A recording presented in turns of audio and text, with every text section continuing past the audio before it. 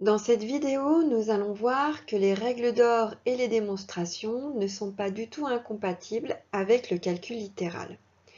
Et pour cela, nous allons regarder un exercice.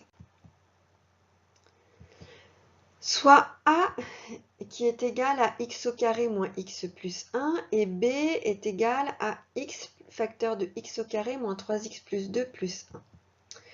Premièrement, on va nous demander de calculer A et B pour x égale 0, puis pour x égale 1. Ensuite, à partir de ces deux tests, il faudra dire ce que l'on peut conjecturer. Troisième question, nous allons recalculer A et B, cette fois-ci pour une valeur de notre choix. Et enfin, dire ce que l'on peut conclure. Lorsque je regarde cet énoncé, je m'aperçois que les questions 1 et 3 sont ce qu'on appelle des exercices de substitution. Pour la question 2, il va falloir conjecturer.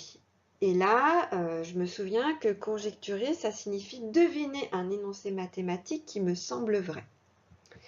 Et enfin, pour la question 4, dans la conclusion, il va falloir que je sois très vigilant à bien respecter les règles d'or. Commençons avec la question 1. On nous demande de calculer A et B pour x égale 0. D'une part, calculons A. Il s'agit ici d'un exercice de substitution, c'est-à-dire qu'on va remplacer x par la valeur 0. 0 au carré moins 0 plus 1, c'est facile, on obtient 1. Pour l'expression B, la substitution va nécessiter de faire réapparaître des signes de multiplication. En effet, x facteur de x au carré moins 3x plus 2 plus 1, pour la valeur x égale 0, devient 0 fois, entre parenthèses, 0 carré, moins 3 fois 0, et non pas 30, plus 2 plus 1. La parenthèse a pour valeur 2, donc on va avoir à calculer 0 fois 2, c'est-à-dire 0 plus 1, ça va nous donner 1. Pour x égale 0, on peut conclure que les expressions a et b sont égales. Pour x égale 1, on va procéder de la même façon. Tu peux mettre la vidéo sur pause, puis la réenclencher afin de voir les résultats. Je fais défiler ici.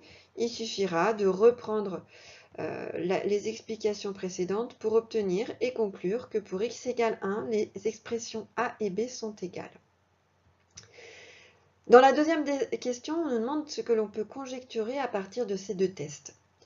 Visiblement, on vient de faire les calculs pour deux nombres, 0 et 1, il semble que les expressions soient égales. Donc notre conjecture consiste à dire que les expressions a et b sont égales pour tous les nombres.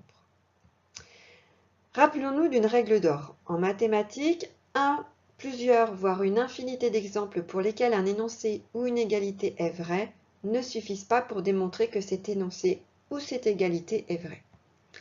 Dans ce cas, on ne peut rien conclure encore. On a juste fait une conjecture. Dans la troisième question, on nous demande de recalculer A et B pour une valeur de notre choix. On va prendre x égale 2, mais on peut prendre 5, 10 ou n'importe quel nombre à notre disposition. Je fais défiler ici les calculs pour x égale 2. Tu peux retrouver les explications dans la diapositive précédente. Ici, pour x égale 2, l'expression a est égale à 3 et l'expression b est égale à 1. Donc, pour x égale 2, les expressions a et b ne sont plus égales. Question 4, qu'est-ce que l'on peut conclure? Eh bien, on peut conclure ici que le nombre 2 est un contre-exemple qui permet de conclure que notre conjecture est fausse. Les expressions a et b ne sont pas égales pour tous les nombres. Rappelons-nous de la règle d'or déjà étudiée. En mathématiques, un seul exemple pour lequel un énoncé, ou ici une égalité, est fausse, suffit pour démontrer que cet énoncé ou cette égalité est fausse. Dans ce cas, nous avons un contre-exemple qui permet de conclure. Plus précisément, ce contre-exemple permet d'invalider notre conjecture.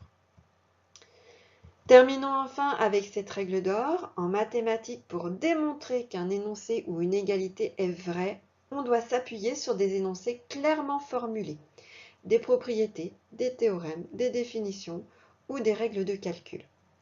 En calcul littéral, nous avons donc besoin de voir quelques règles de calcul pour améliorer nos démonstrations. C'est l'objectif des prochaines vidéos. Voilà.